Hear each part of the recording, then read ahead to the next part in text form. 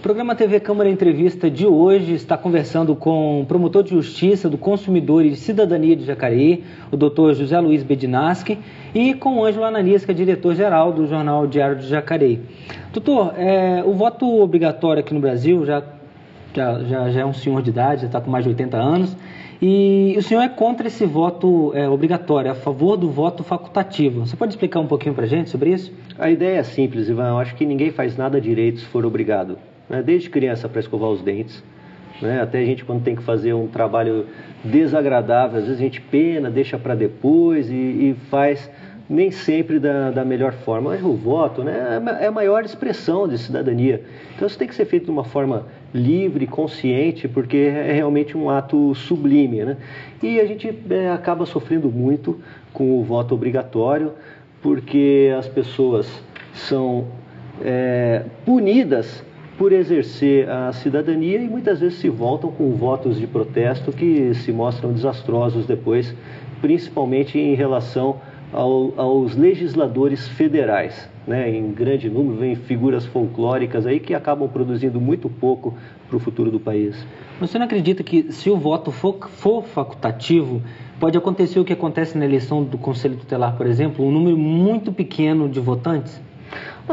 Me surpreendeu essa última votação do Conselho Tutelar, se não me engano, foi cerca de 16 mil ou 17 mil eleitores que participaram da eleição. Quase 4 mil. 4 mil? 4 mil. Acho um número elevado, realmente, e dá uma representatividade para quem vai exercer a função. Eu achei bastante interessante. Eu acredito que o voto obrigatório, ele acaba, na verdade, funcionando como um voto de cabresto, porque o rico ele tem condição de viajar e ele justifica. E aí, quem vai ser obrigado a votar é aquela pessoa que tem menos luz, que tem menos capacidade de entendimento e mais manipulável. Então, acho que o voto facultativo é bacana e eu vejo pela eleição do Conselho Tutelar que houve uma renovação e, ao mesmo tempo, aqueles que foram reeleitos foram porque fizeram um trabalho de merecimento dentro do Conselho. O senhor enxerga hoje um Brasil mais próximo da aprovação de um voto facultativo ou da redução da maioridade penal para os 16 anos? Muito mais próximo da redução da maioridade penal, porque isso é uma tendência mundial. Enquanto o voto obrigatório ele transforma cada vez mais o exercício da cidadania em um ato meramente simbólico, a redução da maioridade penal não é apoiada pela maioria da sociedade e principalmente pelos formadores de opinião concentrados na imprensa. Com o voto facultativo, então, os nossos representantes municipais, estaduais, federais, de todas as esferas, teriam que trabalhar mais para conquistar o meu voto. Fazer que eu levantasse de manhã, num domingo de eleição, para ir lá votar. Não sei, não necessariamente. A gente precisaria ver funcionando na prática para ter uma ideia de como é que se formaria o perfil do eleitorado. Tá, agora, mudando um pouquinho de assunto, a promotoria daqui também trabalha com a questão da promotoria itinerante. Como que funciona? A promotoria, por iniciativa da doutora Elaine Taborda, promotora do meio ambiente, buscou realizar audiências públicas nos bairros da cidade, no centro da cidade e nos bairros, em pontos estratégicos, para poder colher um pouco mais de informações, porque normalmente nós aguardamos o recebimento de uma reclamação. E queríamos ter uma experiência diferente, que é ir aos locais e procurar buscar as reclamações, e ver se havia alguma mudança de perfil. E o resultado realmente foi surpreendente. E que tipo de reclamação mais recorrente nessas audiências públicas nos bairros? Na realidade, nenhuma de nossa atribuição. O que foi visto foi uma frequência praticamente nula, porque nós buscamos realizar essas reuniões fora do horário de trabalho das pessoas, o período noturno, no começo do período noturno, mas nós sabemos como é que é o dia a dia, o cotidiano do trabalhador. A pessoa quer chegar em casa, tomar um banho, assistir uma novela e dormir. É basicamente isso. Tem cuidar do filho que ficou o dia inteiro na creche ou na escola, tem um pouco mais de contato. Então, a frequência foi muito pequena e isso mostra como a nossa cidadania realmente está reduzida a pequenos atos isolados e simbólicos, como ir votar uma vez a cada 4 anos. Aliás, isso vale para qualquer setor da atividade, porque se torna o voto facultativo, você corre o risco de ter uma adesão muito pequena perto do que se tem hoje com o voto obrigatório. De repente, o Ministério Público promove essas reuniões mais setorizadas, com as comunidades, com os bairros, e o que se vê é um movimento praticamente nulo. A gente percebe que também as pessoas não participam de reuniões de conselhos municipais de qualquer espécie. A gente percebe que as pessoas, por exemplo, não vêm à Câmara para acompanhar a sessão de Câmara. São sempre os mesmos. São sempre os mesmos. Quer dizer, de uma forma geral, a gente escuta que as pessoas reclamam e estão insatisfeitas, mas quando elas têm a oportunidade efetivamente de fazer acontecer, elas acabam se escondendo, se afastando do problema, né, doutor? Ah, sim, olha, e eu te garanto que 85% das demandas que chegam ao Ministério Público não são nossas, são casos individuais, na verdade. A pessoa tem um problema do interesse exclusivo dela a resolver e, claro, a gente presta, no mínimo, uma orientação jurídica e encaminha, né, para outros setores, como a Defensoria Pública, como o Serviço de Assistência Judiciária da OAB, quando a pessoa não tem condições de pagar um advogado. Mas também tiramos leite de pedra. Às vezes a gente pega, num caso individual, um cenário subjacente ao caso individual que é de interesse público, e aí partimos para uma investigação coletiva. Então, o doutor Berninaschi, nos últimos tempos, se notabilizou aqui no município por abraçar algumas causas que são fundamentais para o cidadão. A construção do hospital municipal, a isenção do pagamento da tarifa do pedágio para quem reside na cidade, e eu tenho visto algumas questões mais pontuais em bairros em que o Ministério Público tem se colocado à frente de reivindicações, como, por exemplo, da falta de asfaltamento, de água, de esgoto, de luz, alguma coisa dessa espécie, em que o Ministério Público também vem obtendo êxito nessas questões. Nesses assuntos comunitários em si, até que ponto o cidadão comum pode recorrer ao Ministério Público, à promotoria e contar com ela, doutor?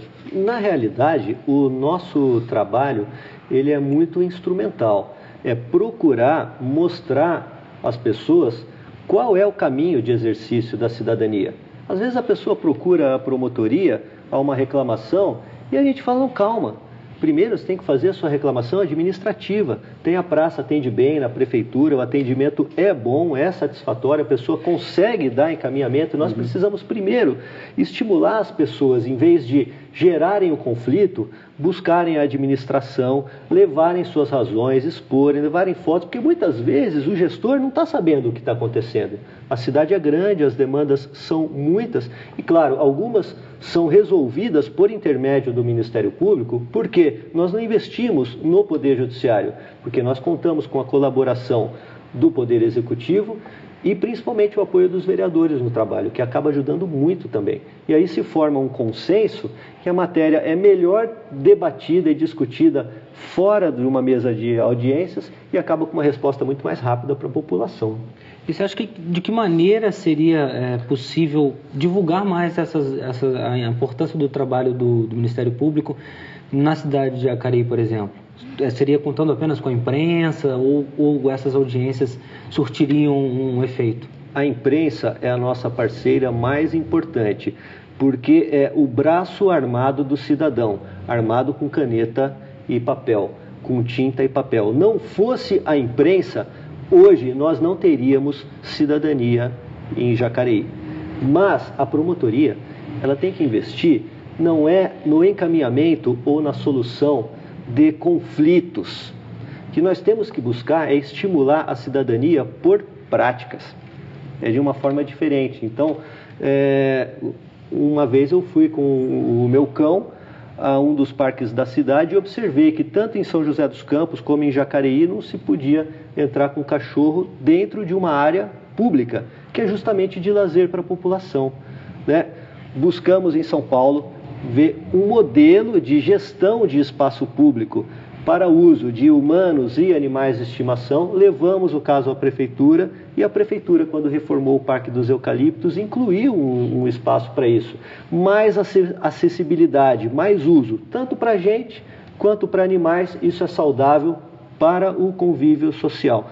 Agora, por exemplo, nós vamos fazer em dia 22 de agosto, aproveito até para convidar a população, a primeira mostra de cinema social de Jacareí, promovida pela Promotoria da Cidadania e pelo Cineclube Jacareí, mostrando filmes feitos pelas próprias entidades beneficentes, né? São filmes curtas-metragens que a gente vai reunir num grande documento e montar aí um painel mostrando como é que o terceiro setor vem trabalhando na cidade. Então são práticas como essa que podem estimular, por exemplo, o trabalho voluntário. É uma coisa que não tem nada a ver com conflito, com justiça, com exercício de direito ou não. Primeiro, para a gente exercer um direito, a gente precisa saber o que a gente tem. É verdade. Agora, com relação a essas questões que o senhor vem defendendo, por exemplo, o pedágio, o senhor continua acompanhando essa cobrança, essa isenção da cobrança aqui em Jacareí? Sim, foi um trabalho muito interessante à época, isso aí é coisa de 5 anos atrás, e com a ajuda preciosa da imprensa, quero sempre deixar isso bem claro, e dos vereadores, a gente produziu bastante material. Nós mexemos aí com carreata, mexemos com a postura, com a consciência da concessionária que cobrava pedágio aqui em Jacareí e não prestava serviço para a cidade. Hoje não.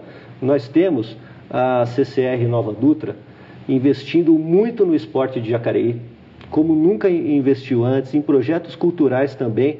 Ainda resta muito a fazer. Mas o mais bacana é que aproveitei e fui para Brasília também, conversar com a deputada Ângela Amin, que na época encabeçava essa defesa, né, da necessidade de ter pedágio gratuito para moradores da própria cidade. E hoje o que a gente vê, essa realidade já está quase se concretizando, porque metade do caminho já foi feito. Dentro do Congresso Nacional, o projeto foi aprovado na Câmara dos Deputados e agora vai para o Senado Federal. Mas a tendência é muito positiva porque, claro, é um pleito de tratamento correto do cidadão que, na verdade, não está utilizando a rodovia, que está transitando dentro do próprio município, né? E deve ser tratado de uma forma proporcional em relação àquele que usa a rodovia e não arcar sozinho com esse custo social. E na questão do hospital municipal, ao qual o senhor também deu um acompanhamento, com uma certa contundência até, o que a gente percebe hoje é a intenção do atual prefeito, reeleito, de transformar aquilo que seria uma unidade de pronto atendimento no centro num suposto pronto-socorro municipal, deixando um pouco de lado o atendimento que hoje é prestado pela Santa Casa e sobre o qual existem muitas reclamações. A construção dessa unidade de saúde na região central da cidade atende à sua expectativa? Ela vai estar próxima daquilo que o senhor idealizou como sendo a necessidade de construção de um hospital municipal ou ainda não? Ainda é um ponto de perseguição, entre aspas, da sua parte, de anseio para o futuro para a cidade, doutor? Não, ainda é um trabalho a ser construído, Ângelo, porque na realidade, por incrível que pareça, esse assunto não foi concebido dentro da promotoria. Isso surgiu num acordo judicial de uma proposta feita pela própria prefeitura, na primeira gestão do prefeito Marco Aurélio. Depois, claro, pela necessidade de intervenção na Santa Casa, esse projeto foi adiado, mas é como o raio de sol, né? Você acorda de manhã, não dá para fingir que não está acontecendo. A necessidade havia, continuou e agora vai ser feito. É de fato um pronto-socorro, só que não resolverá a situação, ameniza, mas na verdade nós precisaríamos de pelo menos mais 2 pronto-socorros em bairros estratégicos da cidade. Eu acho que um ponto do lado do São João, um outro no Meia Lua, enfim, isso é uma questão a ser definido pelo gestor, pela Secretaria Municipal de Saúde, mas já é um avanço, acho que é um passo muito importante dentro de uma caminhada que a Prefeitura vem fazendo e vai continuar fazendo. Mas, judicialmente, o município vinha sendo apenado, né, com o pagamento de uma multa diária pela não construção do hospital. Isso ainda está em vigor? Sim, essa multa, na realidade, ela foi imposta, mas nunca chegou a ser cobrada. Perfeito. Para não acabar punindo o cofre da prefeitura, o contribuinte que paga imposto, o próprio serviço público que é prestado, para não haver uma falta de recurso. Então o juiz soube manejar muito bem essa situação. Agora, a construção desse pronto-socorro, para efeito desse processo que previa a construção de um hospital municipal com 200 leitos, ou seja, um hospital de pequeno porte, esse projeto que a prefeitura está executando é suficiente para o processo ser arquivado. É o que nós pretendemos fazer, mas eu vou esperar a construção avançar um pouco mais, conferir se o cronograma de execução da obra está em dia para sugerir ao juiz que arquive o processo, mas o caminho é esse. Bom, nós estamos conversando com o promotor de justiça do consumidor e cidadania de Jacareí, o Dr. José Luiz Bednarski. Até o final do programa eu aprendo a falar. E com o jornalista Ângelo Ananias. A gente vai para o intervalo e na volta a gente vai falar um pouquinho sobre o direito do consumidor. Só um minutinho e a gente está de volta.